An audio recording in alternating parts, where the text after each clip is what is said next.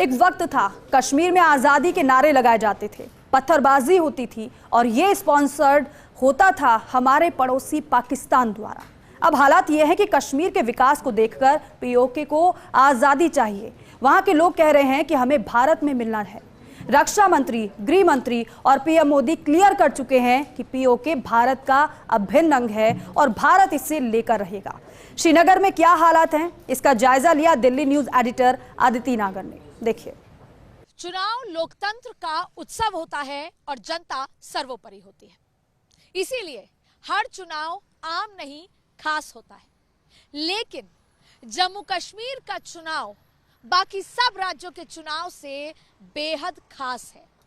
ये चुनाव 10 साल बाद होने जा रहे हैं, इसलिए तो खास है ही।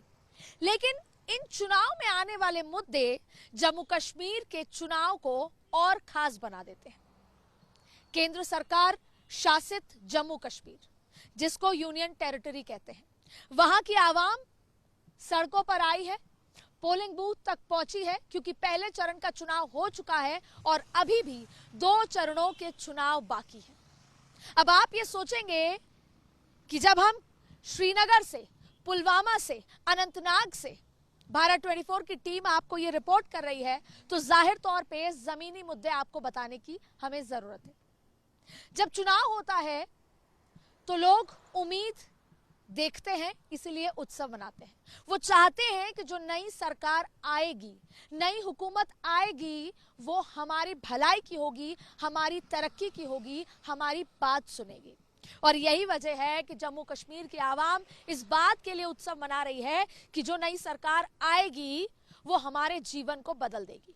शायद इसलिए क्योंकि जम्मू कश्मीर की जो आवाम है, जनता है, युवा है, महिलाएं हैं, बच्चे हैं, उन्होंने सामान्य जीवन लंबे समय से देखा ही नहीं। ये पिछला 10 साल था जब बम, गोला, बारूद की आवाजें घर घर तक सुनाई नहीं दी।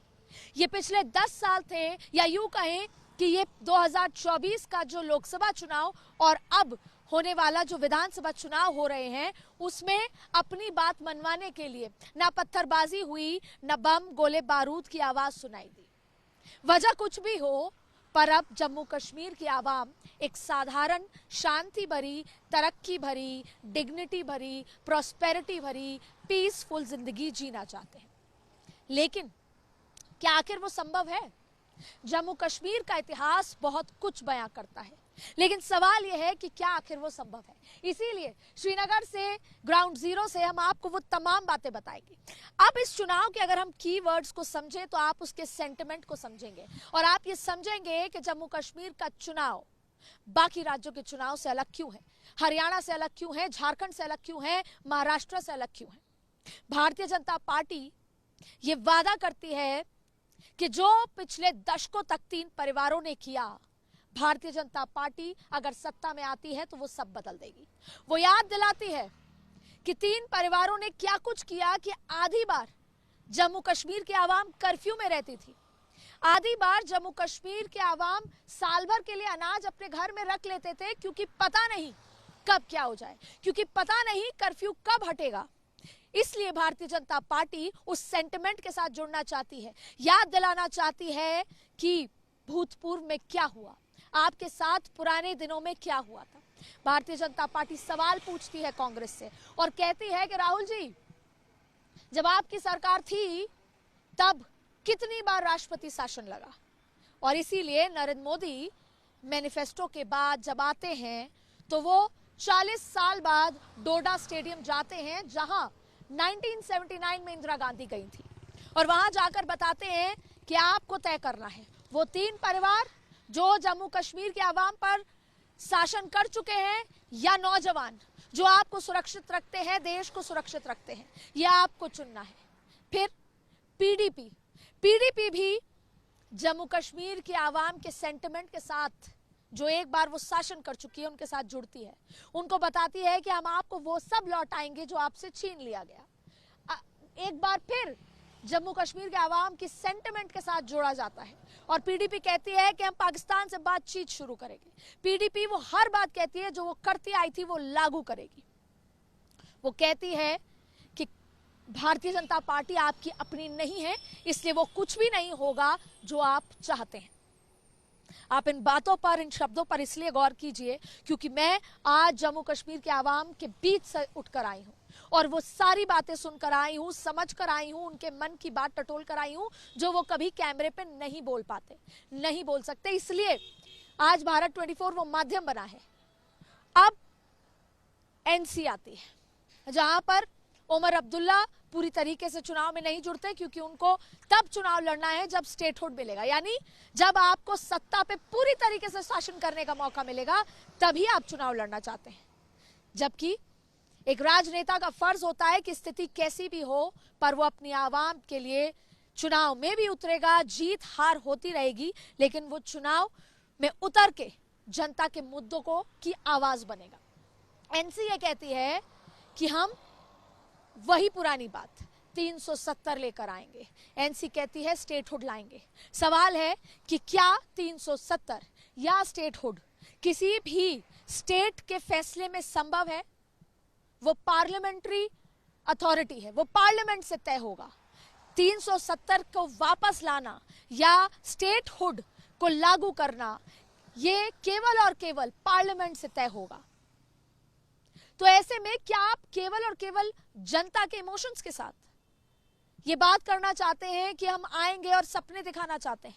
शायद अब वो समय नहीं है, क्योंकि मैं फिर कह रही हूं कि मैं जम्मू कश्मीर के आवाम के साथ लगभग हफ्ते भर से भारत 24 की टीम यहाँ है और वो यह बताना चाहती है कि अब वो आवाम भले ही नहीं बोल रही हो। और आपने देखा होगा कि इस बार कुछ चुनाव से आपने पैटर्न देखा कि अब वोटर बोलता नहीं है, वो करके दिखाता है। उसको पता है कि उसका हित कहां है, उसको पता है कि उसके बच्चों का हित कहां है।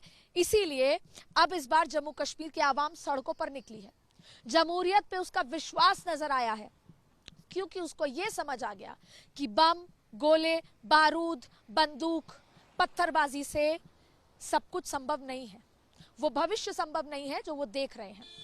इसीलिए लोकतंत्र पर विश्वास करके अब जम्मू कश्मीर की आवाम सड़कों पर उतरकर वोट करने जा रही है। महिलाएं पोलिंग बूथ पर जा रही हैं। क्यों? क्योंकि उनको भी महिला सशक्तिकरण चाहिए, उनको भी एक खुली हवा में सांस लेना है जहां पर चैन हो, जहां पर सुकून हो। इसीलिए वो चाहते हैं कि उनके बच्चों को उन्हीं के कश्मीर, उन्हीं के गांव में रहकर नौकरी मिले।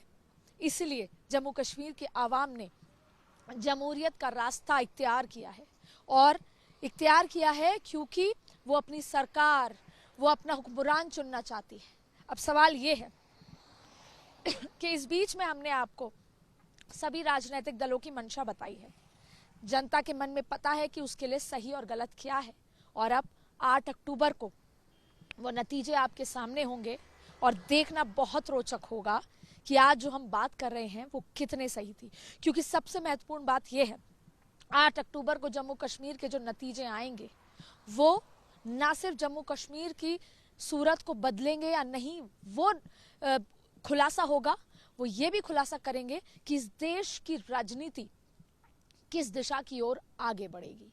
इसीलिए जम्मू कश्मीर का चुनाव अपने आप में बहुत महत्वपूर्ण है और शायद अगली बार जब जम्मू कश्मीर में चुनाव होगा तो वो अगले 5 साल में ना होकर 2029 में हो, क्योंकि जैसे जैसे समय बीतेगा देश में 1 नेशन 1 इलेक्शन होगा और अगली बार जैसे देश का चुनाव होगा वैसे ही जम्मू कश्मीर के विधानसभा का भी चुनाव होगा।